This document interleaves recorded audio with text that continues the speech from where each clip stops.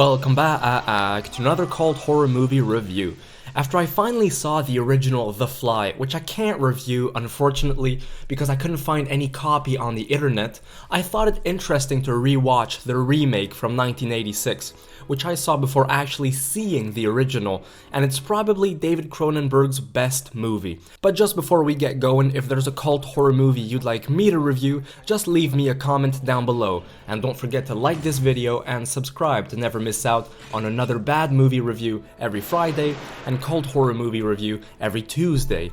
This is one of those rare instances where the remake surpasses the original movie once again. This is why I like the idea of remakes. I can understand that some people dislike them and just see remakes as a lazy and uninspired cash grab, but when it's done right, the remake can find another way to tell a story, like giving it an interesting modern update and putting new spins on it, adding some interesting new ideas that better the plot, and that's exactly what we have here.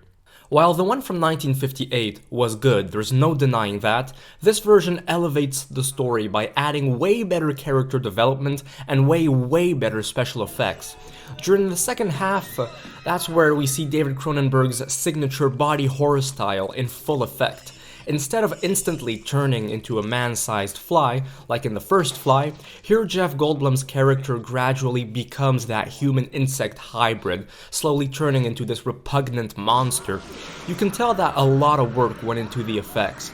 According to the crew, near the end of the movie, it would take up to 5 hours to apply all of the makeup and prosthetics on Goldblum's face.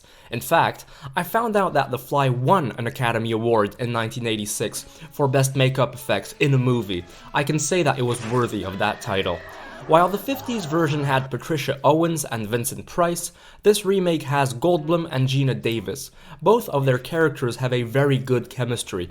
Even though it can feel a bit long at first, I thought it was a good idea to take the time during the first half to really get to know who they are. This is part of why The Fly is a superior genre film, and didn't end up being another run-of-the-mill monster horror flick released in the 80s. In non-1950s fashion, of course, the original felt more restrained and also corny sometimes, but the remake is much more suitable for modern audiences, and it's got a better script and, again, great practical effects that can be very gross sometimes, and they really linger in your mind after seeing them. Apparently, Tim Burton was supposed to direct this project. I'm intrigued to what the movie could have become.